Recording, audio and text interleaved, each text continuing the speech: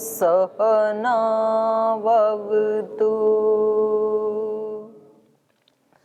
सहनौ भुनक्तु सह वीर्यङ्करवावहै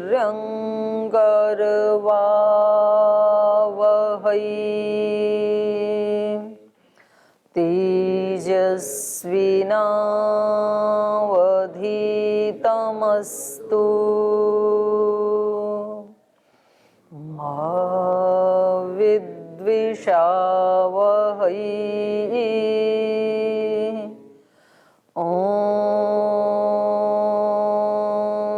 व्रतानां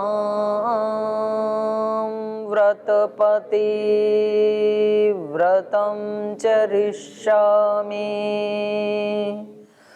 तच्छकीयं तन्मे राध्यताम् इदमहमनृतात् सत्यमुपैमि ॐ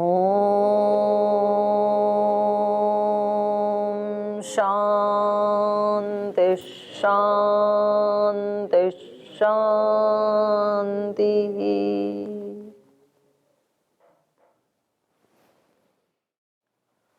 अयोध्या कांड का 25 सर्ग हमने पढ़े थे और 25वें सर्ग में श्री राम और सीता का संवाद चला था। तो पहले श्री राम ने मना किया सीता माता को, लेकिन उनका दृढ़ निश्चय देखते हुए उनको वन गमन की अनुमति दे दी श्री राम ने। तो ये एक लंबा संवाद चला। इसमें बहुत सारे श्लोकों में श्री राम ने माता पिता गुरुजनों की सेवा का क्या महात्म्य है उसके ऊपर भी बहुत बल दिया, और उन्होंने इस बात को स्वीकार किया कि माता पिता और गुरुजनों की आज्ञा पालन से, उनकी सेवा से कुछ भी इस धरती पे फिर दुर्लभ नहीं रहता है, कुछ भी प्राप्त किया जा सकता है। उनकी सेवा में, उनके आशीषों में इतना ज़्यादा बल होता है। और अंत में उन्होंने ये बताया सीता माता को कि मैं आपकी परीक्षा लेने के लिए ही आपको मना कर रहा था, वास्तव में तो आपका यही धर्म है कि आप मेरा अनुगमन करें। तो अब आप सारे जो रत्न हैं वो ब्राह्मणों को दे दो, धनादि, और भिक्षु के भ्यश्च भोजनम, क्योंकि जो भिक्षु होता है उसको तो भोजन की ही ज्यादा आवश्यकता होती है, उसको रत्नादि की आवश्यकता नहीं होती है। तो इसलिए शीघ्रता से जो भी धन आदि है उसको यथा योग्य बांट दो। इसके बाद अब लक्ष्मण भी उनके इन संवाद को सुन रहे हैं दोनों की, तो वो भी अनुमति मांगना चाहते हैं, श्री राम के साथ जाना चाहते हैं, जो हम आज पढ़ेंगे। तो आप पीछे से कोई प्रश्न है तो पूछ सकते हैं। पहले किसी को कुछ पूछना है? ओम प्रणाम दीदी जी। इसमें पीछे प्रसंग आया है कि भगवान राम जी सीता जी को समझाते हुए कहते हैं कि ये हमारा सनातन धर्म है। तो सनातन का क्या अर्थ होता है? जो सदा से है। सनातन का मतलब जो सृष्टि के आदिकाल से है, नित्य है, उसको सनातन कहते हैं। और कोई प्रश्न? उधर ताऊ जी को दो। ओम पूज्य जी प्रणाम। ये पहले माता कौशल्या को श्री राम समझाते हुए बता रहे थे कि कैकेयी ने राजा दशरथ को या पिताजी को ठग लिया गया है, और यहाँ सीता माता से कह रहे हैं कि मैं सत्य वचन के कारण ही बनने जा रहा हूँ। मैं सत्य वचन के कारण? हाँ, सत्य वचन के कारण ही बन जाना पड़ रहा है, तो मैं अपनी मर्जी से नहीं जा रहा हूँ। जी जी, ऐसा कहा है। वो इसलिए कह रही हैं कि यद्यपि उन्होंने वचन तो दिया था, पर उनको ये नहीं भरोसा था कि मतलब इस वचन में वो इतना अनर्थ मांग लेंगी। तो इस दृष्टि से ठगा हुआ मानते हैं कि भाई ठीक है, उन्होंने उस समय प्रसन्न थे कि युद्ध में उन्होंने सहायता की और मैं प्रसन्न हूँ, कुछ भी मांग लो। तो उनको ये लग रहा था कि कोई ऐसी चीज मांगेगी, कोई गिफ्ट मांगेगी, कोई वस्त्र, कोई आभूषण, तो उनको ये नहीं पता था कि मतलब ये घर तोड़ने वाला ही वरदान मांग लेगी। तो लेकिन क्योंकि वो उन्होंने कह दिया था तो अब वो उसका पूरा करना चाहते हैं अपने वचन को। तो इसलिए कह रहे हैं कि श्री राम को ये लग रहा है कि दशरथ जी तो अपने जगह बिल्कुल ठीक हैं, वो तो अपने सत्य वचन का पालन कर रहे हैं, लेकिन कैकेयी ने उस वचन के बहाने से एक तरह से उनको ठग लिया हो, जैसे लूट लिया हो, ऐसा आचरण किया है कैकेयी ने। तो इसलिए कहना चाह रहे हैं। ये मतलब माता के प्रति अपशब्द तो माना जाएगा? ज्यादा कठोर शब्द तो नहीं है, जितना उन्होंने कहा है किया है उतना कठोर तो नहीं है, लेकिन तो भी अपनी माँ को समझाने के लिए कि भाई वो, और उस समय देखो संस्कृत और हिंदी का जो रूपांतरण है ना, जैसे संस्कृत में उतना कठोर नहीं है कि वो वंचित हो गए, वंचित असी, और हिंदी में थोड़ा कठोर है, ठगा गया। लेकिन क्योंकि अब कुछ तो उसका रूपांतरण करने के लिए कोई शब्द तो लेना ही पड़ता है, तो संस्कृत में उसको इतना बुरा नहीं माना जाता है, अपमानजनक। हिंदी में थोड़ा कठोर है। फिर यहाँ एक प्रश्न जो दूसरा आता है कि एक तो पति धर्म, एक राजधर्म, तो वहाँ दो धर्मों के अनुसार वो अपने कुछ बदलाव तो हो सकता था ना उसमें? दशरथ जी का जी, कि वो राजधर्म अपनाते तो हमारा राज्याभिषेक, बड़े पुत्र को राज्य के अनुसार राजनीति करनी पड़ेगी। एक मतलब पति धर्म, एक परिवार का धर्म होता है, उसके अनुसार करनी पड़ेगी। तो वहाँ ये भेद तो था ना दो। हाँ, एक तो करना ही पड़ेगा, तो एक जिसको भी करेंगे तो दूसरी तरफ से तो फिर सुनना ही पड़ेगा उनको। राजधर्म करते तो इधर से उनको भाई उन्होंने असत्यवादी हैं कह तो दिया, लेकिन वचन पूरा नहीं किया, तो इधर से सुनना पड़ता। तो जब व्यक्ति ऐसी मुसीबत में फंस जाता है तो उसको बेचारे को फेस तो करना ही पड़ता है।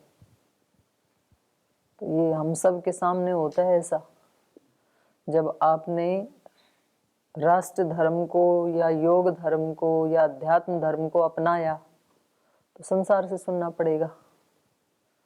ये तो भगोड़े थे इसलिए भाग गए, ऐसे मान है तो घर में रह के करो साधना। और भाई जो घर में रहे तो फिर इधर से कि भाई आप में संस्कार हैं, आपके अंदर भावना है, तो आप यहाँ क्यों पड़े हुए हो घर में, आपको निकल के आश्रम जाना चाहिए। तो एक तरफ तो व्यक्ति को सुनना ही पड़ता है। तो उनको ये लग रहा है कि भाई मेरे को ज्यादा किसका पालन करना चाहिए, तो ज्यादा उनको यही लगा कि मैं अपने पुत्र को तो राज्य नहीं दूंगा तो भी श्री राम को कोई फर्क नहीं पड़ेगा, लेकिन इसका वचन तोड़ दूंगा तो ज्यादा अपयश होगा, इसलिए उन्होंने एक को अपनाया। जी इधर देना, माइक आपके पास है क्या? अच्छा बोलो। ओम दीदी जी प्रणाम। यहाँ पर 38 नंबर श्लोक में 25वें सर्ग में कहा है ब्राह्मणेभ्यश्च रत्नानि भिक्षुकेभ्यश्च भोजनम। तो यहाँ जो ब्राह्मण शब्द आया है वो जन्मजात ब्राह्मण के लिए है? नहीं, क्योंकि नीचे ये हिंदी तो पूरे ही वैदिक साहित्य में जो वर्ण व्यवस्था है वो कर्म से ही चलती थी, वो ही माना गया है। क्योंकि वो उनको संभाल पाएंगे ना धन संपत्ति को, तो वो ठीक काम में लगा पाएंगे, तो इसलिए समझदार व्यक्ति को ही देना चाहिए धन ऐश्वर्य। तो अगर गलत व्यक्ति के हाथ में चला जाएगा तो वो उसका दुरुपयोग कर लेगा, तो इसलिए यहाँ पर कहा है। जी हो गया, और कोई प्रश्न है किसी का? जी जैसे राम जी माता जी को बोल रहे थे कि पति धर्म पालन, वैसे जैसे अब सीता जी राम जी के साथ चलने के लिए आग्रह कर रही, तो क्या भारतीय परंपरा में जैसे चतुर आश्रम था, तो जब वनवास आश्रम या वन संन्यास आश्रम होता था तब माताएं साथ ही जाती थी क्या उनकी? नहीं, वो तो धर्म ही नहीं है सन्यासी का, तो वो पुरुष के लिए होता था क्या? वो तो गृहस्थ आश्रम के लिए है, पति का अनुसरण करना। वानप्रस्थ में ही अलग हो जाते हैं, वानप्रस्थ ही अलग नहीं करता है, या अपवाद रूप में कभी रह लेते हैं वानप्रस्थी, लेकिन वो सन्यासी की तरह ही रहते हैं। लेकिन सन्यास में तो अलाउ नहीं होता है। अलाउ मतलब ऐसे नहीं है कि भाई जैसे कुछ ऋषि संन्यास्त हो गए तो उस आश्रम में भी वो नहीं रहेंगी, ऐसा नहीं है, रह सकती हैं, पर उनको भी सन्यासिनी बन के ही रहना होगा। पति पत्नी का भाव तो नहीं रह सकता है। पति पत्नी का भाव तो वानप्रस्थ में समाप्त हो जाता है। पति का अनुसरण करना या पति पत्नी का भाव ये केवल गृहस्थ आश्रम के लिए है। चतुर्वर्ण व्यवस्था थी वो वर्णाश्रम महिलाओं के लिए भी थी या सिर्फ पुरुषों के लिए दोनों थी? के लिए, दोनों के लिए है।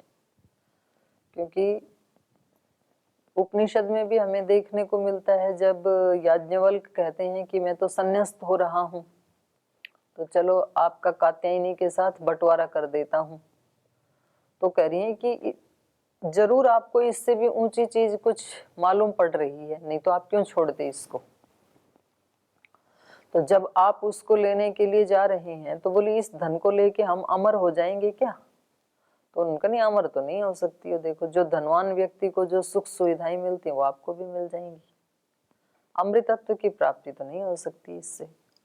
तो उसने कहा ये ना हम नामृतास्याम तेना हम किम कुर्याम, अमर नहीं हो सकती हूँ, तो जब आपको ये नहीं चाहिए संपत्ति तो मुझे क्यों चाहिए, तो मुझे भी संन्यास्त कर दो। तो उन्होंने संन्यास ले लिया, पति ने भी ले लिया। ऐसे ही ऋग्वेद में बहुत सारी ऋषिकाओं के नाम आते हैं, लोपामुद्रा, वागाम्भृणी, श्रद्धा, ओशिजा, ममता, सुमना, श्रद्धा, और भी बहुत सारी ऋषिकाएं हुई हैं अन्य काल में भी। तो सबको संन्यास तो देखो हर आत्मा के लिए उसका विधान है, उसमें लिंग भेद नहीं है, पुरुष स्त्री ऐसा कुछ नहीं है, और वर्णाश्रम भेद भी नहीं है।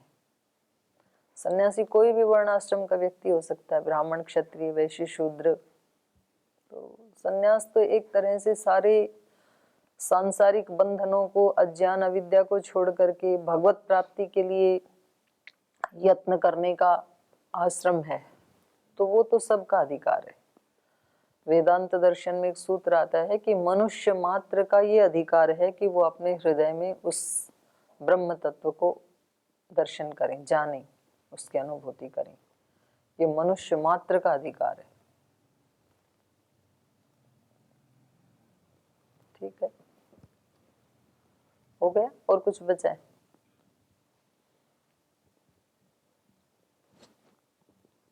ये था जैसे अभी इतना ऋषियों का आदि सुना है नाम आश्रम की, कभी माताओं ने ऐसे आश्रम बनाए फिर ऐसे चलाया गुरु परंपरा, वैसा कुछ स्पष्ट मिलता नहीं या? अरे माताएं बेचारी भोली भाली होती हैं, उन्होंने आश्रम चलाएं तो भी वो अपने पतियों के नाम कर देती हैं। महाराज जी आजकल तो बोलने लगे चलो कम से कम एक ऋषि ने तो ऐसे कहा। ग्रंथ कोई भी महिलाओं के नाम से मिलते हैं आपको? वेद, दर्शन, उपनिषद, सारा का सारा साहित्य जितना भी है सब, मतलब वैदिक साहित्य जो आर्ष साहित्य है वो सब पुरुषों के नाम है। तो क्या कोई ऋषि का हुई नहीं क्या? वो हुई हैं, पर वो बस उनकी समस्या ये है कि जैसे उनको कोई सत्य प्राप्त भी हुआ तो वो उनके अपने पति के नाम, पिता के नाम, पुत्र के नाम, भाई के नाम उसको लिखने में गौरव मानती हैं। आज भी कोई महिला दान देती है ना, जैसे हमारे यहाँ, तो रसीद कटवाएगी अपने पति के नाम पे या भाई के नाम पे, तो किसी ना किसी पुरुष को आगे कर देती है महिला। उसमें उसको अच्छा लगता है, उसको गौरव लगता है। किसी को 5 रुपए भी दान देगी ना, या 10, 20, 50 रुपए भी दान देगी, तो बोलेगी फलाना फलानी धर्म पत्नी उसकी, पुत्री उसकी, पत्नी उसकी, कुछ तो बोलेगी, लेकिन तो पति को आगे रखती हैं वो। तो ऐसा नहीं है कि महिलाओं ने नहीं लिखे, पर अब ये नेम प्लेट जो है वो इस सदी में उतरने वाली है। 21वीं सदी में महिलाएं जो भी लिखेंगी वो अपने नाम पे लिखेंगी। तो मुझे ऐसे लगता है कि आने वाले लगभग 50 वर्षों में, ये बात मैंने अब की बार अपनी राष्ट्रीय कार्यकारिणी बैठक में भी कई बहनों को ऐसे लक्षण दिख रहे हैं, ये मतलब वैसे नहीं कह रही हूँ कोई किसी का अपमान करने के लिए, और ये कई लोगों की भविष्यवाणियां हैं। आचार्य श्री राम शर्मा जी इतने बड़े महापुरुष हुए हैं, उन्होंने भी ऐसे ही लिखा है एक जगह, और मुझे भी ऐसे लगता है अगले 50 वर्ष में जितनी भी व्यवस्थाएं हैं चाहे शिक्षा व्यवस्था है, अर्थव्यवस्था है या राजनीतिक व्यवस्था है, जो भी मुख्य व्यवस्थाएं हैं ना, लगभग 80% उसमें बहनों का अधिकार हो जाएगा, क्योंकि वो आगे बढ़ रही हैं। और कुछ उसमें नहीं बढ़ रही हैं, दोनों ही बातें हैं, तो वो फिर थोड़ी देर में उनको अकल लग के फिर उनको भी वापस आना पड़ेगा। और कुछ पुरुष भी आगे बढ़ रहे हैं, ऐसा नहीं है कि केवल महिलाएं आगे बढ़ रही हैं, तो 10% वो भी रहेंगी, लेकिन ये एक काल चक्र होता है। तो 21वीं सदी में मातृशक्ति के वर्चस्व की प्रधानता रहेगी। जैसे काल चक्र होता है ना, एक बार जो जन्मना, जो जिसको समाज में शूद्र माना जाता है, तो एक समय में उनको बिल्कुल ही सब चीजों से वंचित रखा गया, मानव अधिकार से ही वंचित रखा गया। अब वो उल्टा कर रहे हैं। तो ऐसा कभी कभी एक काल चक्र आता है, लेकिन अगर कोई योग अध्यात्म मार्ग पे चल रहा है तो फिर ये चीजें बहुत छोटी होती हैं उसके लिए। योग मार्ग पे चलने वाले के लिए ये चीजें बहुत बौनी होती हैं। पुरुष स्त्री का भेद, वर्णाश्रम व्यवस्था, ऊंचा नीचा मानना, तो ये नहीं, उसमें नहीं चलता है, क्योंकि अध्यात्म जो है वो बियॉन्ड द माइंड है, और ये सारी चीजें माइंड स्तर की हैं, मन के स्तर तक की हैं ये। तो ऐसे ऋषिकाएं भी हुई हैं और ऋषि भी हुए हैं। ठीक, चलो आगे, और तो नहीं किसी का। तो लक्ष्मण जी इनका दोनों का संवाद सुन रहे हैं, और जब इन्होंने सुना कि सीता माता को तो मिल गई अनुमति, तो ये अब मन बना रहे हैं कि मुझे भी साथ ही जाना है फिर।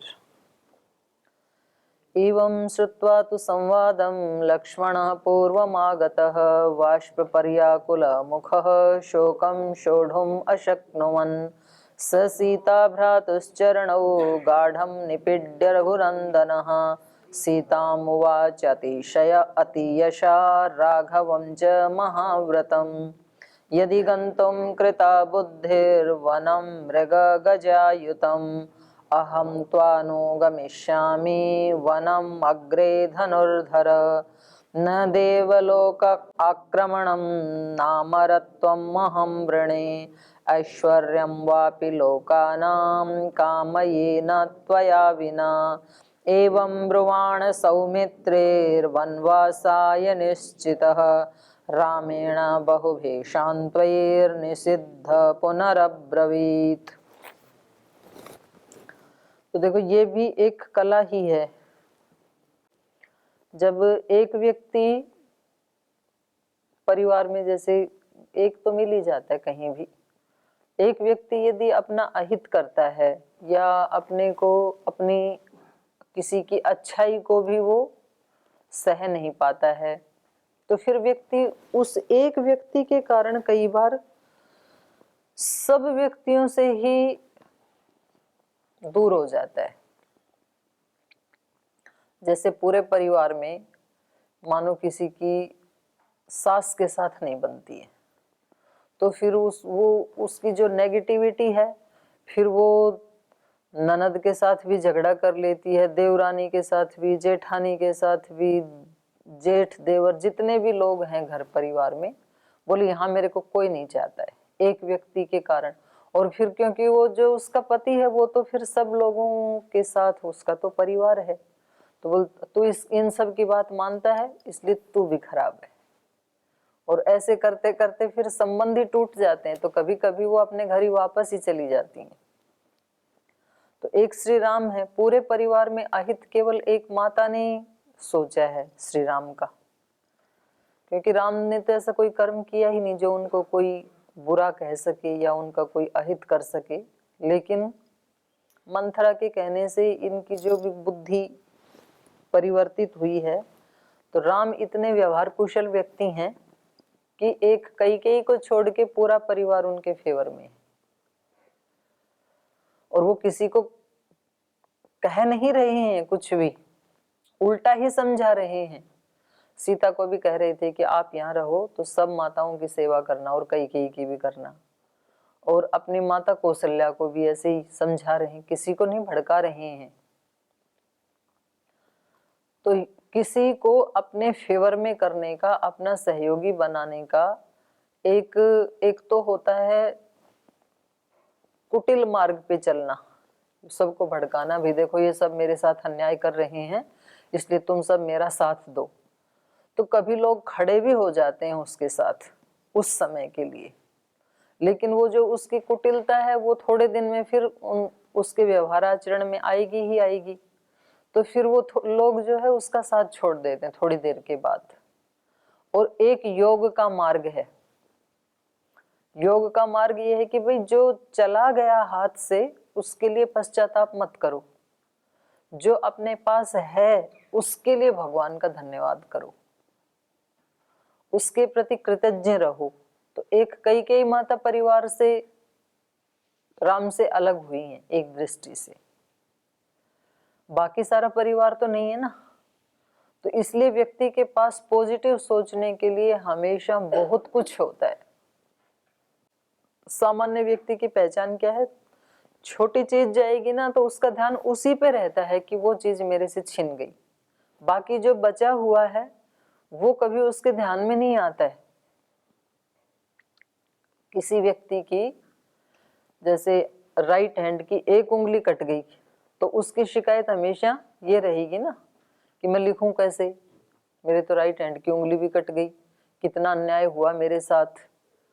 और एक व्यक्ति है कि जब वो दूसरों को देखे तो वो सोचे कि कम से कम पूरा हाथ तो नहीं कटा, अभी भी तो 3 उंगलियां 1 अंगूठा तो अभी भी बचा हुआ है। कुछ लोग तो ऐसे भी हैं जिनको पूरा हाथ ही कट जाता है, और कुछ तो ऐसे होते हैं कि दोनों ही कट जाते हैं। तो अभी तो मेरे पास देखो एक हाथ बिल्कुल पूरा है, दूसरे हाथ में भी मेरे को पूरा हाथ है, कलाई है, हथेली है, 3 उंगलियां हैं, 1 अंगूठा है, तो कितने सारा है मेरे पास। ये पॉजिटिव थिंकिंग होती है।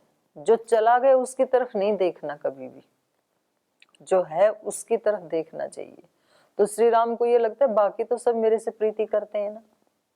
तो एक माता ने चलो कोई बात नहीं, किसी भी कारणवश अप्रीति हुई है उनकी मेरे से तो कोई बात नहीं है। तो जब इस तरह से व्यक्ति खुद अपना एटीट्यूड पॉजिटिव रखता है तो सब उस व्यक्ति की तरफ उसके पास रहना चाहते हैं। क्यों रहना चाहते हैं? क्योंकि उसके अस्तित्व से फिर पॉजिटिविटी बाहर निकलती है। जैसा व्यक्ति जिएगा वैसी तो तरंगे होंगी ना उसके आसपास। तो उसके अंदर से सात्विक हार्मोन्स, सात्विक तरंगे, पॉजिटिव तरंगे उस व्यक्ति से प्रवाहित होती हैं, और वो तरंगे जो है वो दूसरे व्यक्ति को शीतलता देती हैं, इसलिए सब उसके साथ रहना चाहते हैं। तो माता कौशल्या भी श्री राम के पास रहना चाहती हैं, सीता माता भी रहना चाहती हैं, लक्ष्मण जी भी रहना चाहते हैं, सारी प्रजा रहना चाहती है। क्यों? बोले आप जंगल में भी जाओगे तो हम आपके साथ जंगल में चलेंगे। प्रजा भी ऐसे ही बोलती है, आगे आएगा। क्यों? इतने कष्ट हैं जंगल में तो क्यों जाना चाहते हैं श्री राम के साथ साथ उसके पास क्यों रहना चाहते हैं? क्योंकि वो पॉजिटिव व्यक्ति हैं। तो किसी को दूसरों को अपने वश में करने का या अपना मित्र बनाने का या अपना भक्त बनाने का, अपना अनुयायी बनाने का तरीका क्या है? व्यक्ति खुद अपनी साधना को बढ़ाए,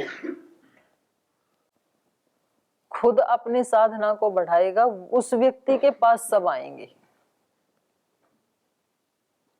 जैसे वट वृक्ष, लंबा अस्तित्व अगर किसी को बनाना है, जैसे वट वृक्ष हजारों हजारों साल पुराने भी मिलते हैं।